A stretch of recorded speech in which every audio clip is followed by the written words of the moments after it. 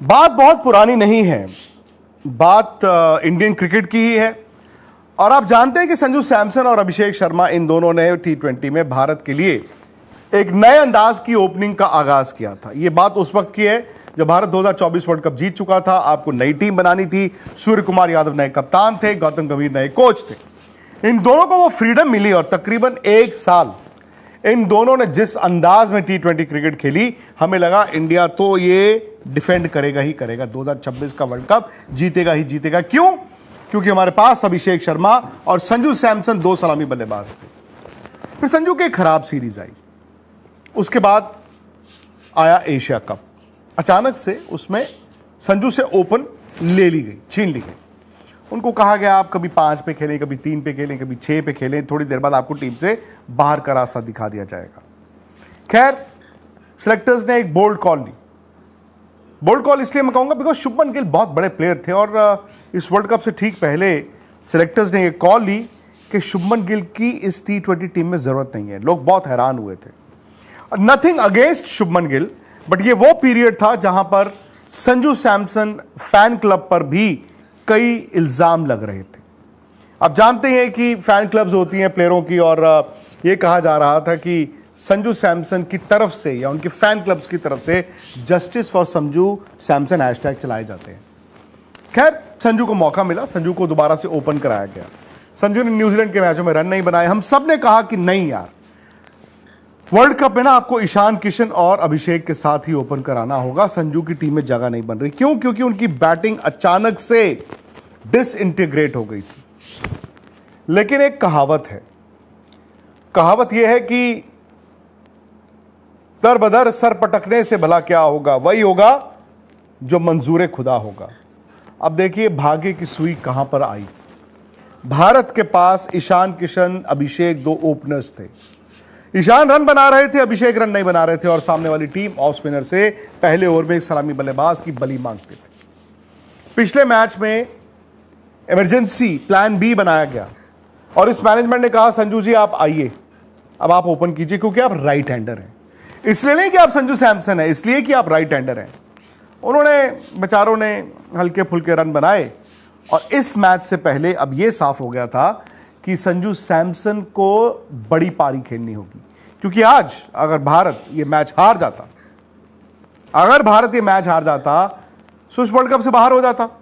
और अपने घर पर अगर आप वर्ल्ड कप का सेमीफाइनल नहीं खेल पा रहे हैं तो ये एक बड़ी नाकामी होती। बहुत से करियर जाते, शायद सूर्य कुमार यादव के लिए दिक्कत आती, शायद गौतम गंभीर से भी सवाल पूछे जाते। लेकिन एक बात तय थी, सबने सबसे पहले संजू सैमसन को ही कहना था कि थैंक यू, हो गई इनकी क्रिकेट, अब नहीं जरूरत। लेकिन जाको राखे साइयां, मार सके ना कोई, ना इंडिया को कोई मार सका, ना संजू सैमसन को मार सका। और आज 150 करोड़ हिंदुस्तानी सिर्फ और सिर्फ संजू सैमसन के गुणगान कर रहे हैं। वो होता ही है, जो जीता वो सिकंदर। लेकिन आज संजू सैमसन ने जो बैटिंग की है दोस्तों, सांसें सबकी अटकी थी, टेंशन सबको थी। सबको ये लग रहा था कहीं ऐसा ना हो कि इंडिया आज ये मैच हार जाए, क्योंकि वेस्ट इंडीज ने बोर्ड पर आपको 196 रन का टारगेट दिया था। 196 रन हलवा नहीं होते। भले विकेट अच्छा था, भले ओस गिरनी थी, लेकिन ये एक नॉकआउट का मैच था, एक वर्चुअल नॉकआउट का मैच था। ये लीग का मैच था बट वर्चुअल नॉकआउट था बॉस। वर्ल्ड कप T20 इतिहास में भारत ने कभी इतने रन चेज ही नहीं किए थे। अभिषेक फिर आउट हो गए। ईशान पर बहुत उम्मीद थी, ईशान भी आउट हो गए। अब क्या होगा? वहां 2 विकेटें गिर गई हैं, उधर वहां पे 200 रन चेज करने हैं। संजू सैमसन चुपचाप लगे रहे। पहले सूर्य कुमार यादव के साथ एक पार्टनरशिप हुई। सूर्य बड़े गलत टाइम पर आउट हुए, क्योंकि उस टाइम पर ना भारत ने गेम अपनी तरफ कर ली थी। लेकिन अचानक जब सूर्य आउट हुए, हमें डर आ गया। क्यों? क्योंकि आप चोक कर सकते हो। फिर तिलक वर्मा ने खेली वो पारी। रन उनके बहुत ज्यादा नहीं थे, 27 थे, बट तिलक वर्मा ने ना वो अटैकिंग पारी खेली। उन्होंने और संजू सैमसन ने वो बैटिंग की। फिर आते हैं हार्दिक पांड्या, वो भी आराम से थोड़े रन बनाते हैं और एंड में आके आखिरी ओवर तक आ जाता है, 7 रन रह जाते हैं। और तब तक संजू सैमसन ने जो बैटिंग की थी ना, वो ऐसा लग रहा था कि विराट कोहली की आत्मा उनमें आई है। आज अगर विराट जहां पर भी बैठ के इस मैच को देख ही रहे होंगे, रोहित शर्मा का टाइमिंग और विराट कोहली की वो गेम सेंस। जनाब आज आपको रोहित और विराट दोनों एक साथ दिखे हैं। रोहित शर्मा की टाइमिंग, जिस तरह वो बैटिंग करते थे, आज वो संजू सैमसन ने एफर्टलेस बैटिंग की। एक गेंद ऐसी आपको नहीं दिखेगी T20 के 200 की चेज में जहां संजू सैमसन के चेहरे पे शिकन आया हो, जहां पर उन्होंने कोई क्रॉस बैटेड शॉट मारी हो, जहां पे उन्होंने आड़ा खेला हो, तिरछा खेला हो, जहां पे उन्होंने पैनिक किया हो। मुझे ऐसा लग रहा था कि वो वीडियो गेम खेल रहे हैं। इसीलिए मैं कह रहा हूं कि विराट कोहली की गेम सेंस, विराट इस तरह की पारियां खेलते थे बिना रिस्क लिए, आराम आराम से। अचानक से आप देखते थे अरे मैच जीत गए। मैं कहता था ना, कंपस उनके हाथ में, कौन से एंगल में खेलना है, और कैलकुलेटर उनकी जेब में। लेकिन अंदाज था रोहित शर्मा का। आज संजू सैमसन ने ना यह बताया हम सबको कि ये justice for Sanju Samson is also justice for India. Justice for Sanju Samson is justice for India. अगर आज संजू सैमसन ने रन ना बनाए होते, आज हम गुस्से में होते, नाराज होते, हम ये कह रहे होते कैसे हो गया, सवाल का जवाब कौन देगा, क्या होगा, ये होगा, मायूस हो गए होते। और इधर उधर से बातें आ रही होती पाकिस्तान से लोग, अरे तुम भी बाहर हो गए, हम भी तो बाहर है, तो क्या हुआ। ये तो भाई आपकी बेइज्जती थी ही। लेकिन आज इंडिया पहुंच गया सेमीफाइनल।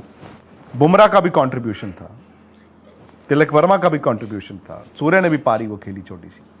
बट हीरो एक ही है आज का। हीरो वो 11 प्लेयर भी हैं, बट प्लेयर एक है बॉस, जिसने आज बहुत नौकरियां बचाई।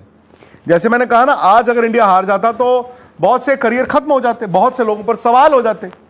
तो संजू सैमसन ने आज सबकी नौकरियां बचाई हैं। क्या पारी खेली, 97 नॉट आउट। मैं कहता हूं ना कि if ever somebody deserved a century, जब हम बड़े बड़े आईसीसी टूर्नामेंट्स की बात करते हैं, एक गौतम गंभीर ऑफ कोर्स, और 97 वर्ल्ड कप फाइनल 2011, धोनी का 93 नॉट आउट, और आज का ये 97 नॉट आउट। कमाल है यार। आपको पता, संजू ने मैच के बाद कोई पूरे मैच में, मतलब मुझे ऐसा लगा वो पारी ऐसी खेल रहे थे कि वो एक अलग धुन में सवार थे, आंखें बंद हैं, बस वो खेल रहे हैं। वो 50 पे सेलिब्रेशन थोड़ी सी हुई, जिताने पर थोड़ी सी हुई, अपने नीज पे गिर गए, आराम से ऊपर देखते हैं। He was very emotional. But सबसे बड़ी बात जो आज संजू सैमसन ने की, ये सियानत है उस बंदे की जो 2014 से भारत के लिए खेल रहा है और परमानेंट नहीं है टीम में। उन्होंने कहा अगर मैंने 50 मैच खेले हैं तो मैं 100 मैच बाहर से बैठ के देखे भी हैं। क्या बात है यार। मैंने अगर 50 मैच खेले हैं तो मैंने 100 मैच बाहर से बैठ के देखे भी हैं। मैंने रोहित भाई को देखा है, मैंने विराट भाई को देखा है, मैंने बाकियों को देखा है। यार रोहित शर्मा, विराट कोहली आज कितने खुश होंगे कि संजू सैमसन ने यह कहा कि उनको देख देख के आज मैंने एक ही दिन, एक ही पारी में उन दोनों की छाप छोड़ी है। रोहित शर्मा का अंदाज, वो कला, और विराट कोहली की गेम सेंस। वाह यार वाह। India is proud of you Sanju. और जिन लोगों ने भी संजू पर सवाल उठाए, मैं भी उनमें से एक था इस न्यूजीलैंड सीरीज के बाद, उनके रन नहीं आ रहे थे तो चलो छोड़ दीजिए, उनके रन बनते दिख नहीं रहे थे, वो अलग ही अजीब सी बैटिंग कर रहे थे। बट यार ये लाइफ लेसन है हम सबके लिए, जिंदगी का एक लेसन है हम सबके लिए। हमें लगता है ना जिंदगी में सब कुछ चला गया यार, लेकिन एक अच्छा दिन आता है, एक अच्छी शाम आती है, एक अच्छी रात आती है, सब कुछ बदल जाता है। आज संजू की बात देख लीजिए, कहां एक महीना पहले संजू की क्या बात हो रही थी, आज संजू की क्या बात हो रही है। जबरदस्त जीत है जी, जबरदस्त जीत है। बिकॉज अगेन इस वर्ल्ड कप से पहले अगर आप मुझे कहते हैं, मैं आपको कहता कि इंडिया लास्ट सुपर 8 का मैच हम जश्न मना रहे होंगे कि इंडिया सेमीफाइनल में पहुंच गया, तो आप मजाक उड़ाते। आप कहते यार इंडिया तो वर्ल्ड कप जीतने के लिए आया है। और मैं खुद, इंडिया पोटेंशियल पर खेला ही नहीं है, आज भी कमी पेशी थी, बट बावजूद इसके इंडिया सेमीफाइनल में है। इंडिया सेमीफाइनल में है बावजूद इसके कि वो 100% नहीं खेला। गेंदबाजी में भी आज फिर से कमजोरियां दिखी हैं, बैटिंग में भी कमजोरियां दिखी हैं। लेकिन ना जो सबसे बड़ी कमजोरी है, जो भारत को डुबा ना दे, आज तो संजू सैमसन हनुमान बन के आ गए। कल को इंग्लैंड के साथ 5 तारीख को वानखेड़े स्टेडियम में इंडिया का सेमीफाइनल है, फिर वही गलती की तो कौन हनुमान बनेगा। और जिस सबसे बड़ी गलती की मैं बात कर रहा हूं वो है भारत की फील्डिंग एंड कैचिंग। सॉरी, कोई एक्सक्यूज नहीं है। कोई एक्सक्यूज नहीं है इंडिया की फील्डिंग और कैचिंग। अभिषेक ने 2 कैच छोड़े, सर्कल में स्कायर ठक, और जो उन्होंने मिड विकेट पे छोड़ा, नहीं यार ये कैच नहीं छूट सकते एक मैच में 2 कैच, वो भी अभिषेक शर्मा जैसे यंग प्लेयर से। बट क्या वो कॉन्फिडेंट नहीं है, वो अपने सेल्फ बिलीफ नहीं है, क्योंकि उनकी बैटिंग में भी वही चीज दिख रही है। ये नहीं अब आप एक्सेप्टेबल। वरुण चक्रवर्ती ने एक वो रनआउट छोड़ा शुरू में, अब वो उनके हाथ में बॉल है, वो कवर्स में खड़े हैं एक्स्ट्रा कवर पे, और बॉलिंग एंड पे दोनों बैट्समैन पहुंच गए और वो थ्रो भी उधर ही मारते हैं। यार मतलब आप सोचिए, मैं यहां पे सर्कल में फील्डिंग कर रहा हूं, मैं यहां पे थ्रो मारता हूं जहां पे दोनों बैट्समैन एक ही एंड पे, मारनी उधर, और रनआउट मिस हो गया, फिर एक कैच छूट गया। किस्मत अच्छी है, आज इंडिया बच गया। उसके पीछे बुमराह का वो एक ओवर जिसमें 2 उन्होंने आउट किए, हालांकि आखिरी 5 ओवर में इंडिया ने 70 रन खाए हैं, और संजू सैमसन की ये बैटिंग। सो यार सेमीफाइनल आप खेलोगे ना, अगर उसमें दबाव अलग होता है, ये कैच नहीं आप छोड़ सकते। उस दिन मेरी गुजारिश है प्लेयरों से, यार वो पराठे खा के ना आए, उस पर मक्खन की टिक्कियां लगा के ना आए, उनके हाथ जो हैं वो मक्खन से भरे नहीं हो सकते, ऐसे नहीं हो सकता। खैर 4 टीमें आई हैं जी, 4 टीमों में से मैं आपको सच बताऊं, मैं झूठ नहीं बोलूंगा, इंडिया अपने पोटेंशियल पर नहीं खेला अभी तक, बट इंडिया सेमीफाइनल में है, और इंडिया का semifinal against England, Wankhede stadium 5 तारीख। इंडिया को मैं फेवरेट मानता हूं, मैं इंडिया को उस मैच में फेवरेट मानता हूं। आई नो इंडिया को हम चाहते हैं 100% खेले, 100% तो यार India should win the world cup, but India जैसे खेल रहा है इसको थोड़ा सा भी फाइन ट्यून कर ले, इंडिया इंग्लैंड को हरा देगा।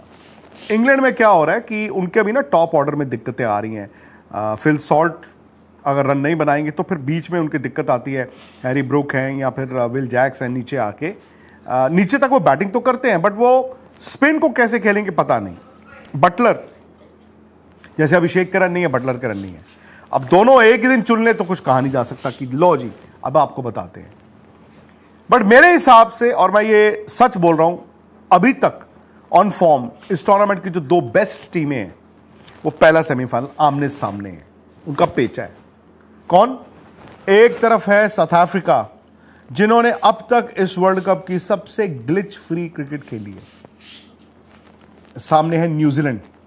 चूंकि आईसीसी का मुकाबला है, सेमीफाइनल है, मैं हमेशा न्यूजीलैंड को ना मानता हूं कि ये 20% इंप्रूव हो जाते हैं। तो 2 अभी तक फॉर्म पे बेस्ट टीमें जो है वो है साउथ अफ्रीका और न्यूजीलैंड, वो पहला सेमीफाइनल खेल रही है 4 तारीख को यहीं पर ईडन गार्डन्स में, और 5 को इंडिया और इंग्लैंड का सेमीफाइनल। मैं मानता हूं कि India should win that game.